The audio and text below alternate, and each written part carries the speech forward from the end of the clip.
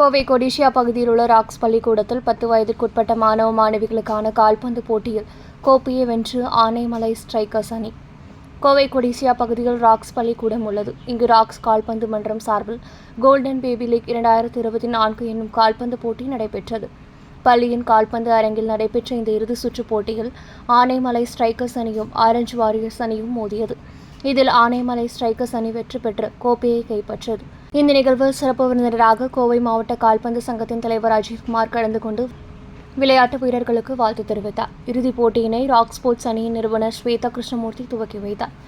இந்த போட்டியில் ஆனைமலை ஸ்ட்ரைக்கர்ஸ் அணி 3-1 என்ற கோல் கணக்கில் ஆரஞ்சு வாரியர்ஸ் அணியை வீழ்த்தியது.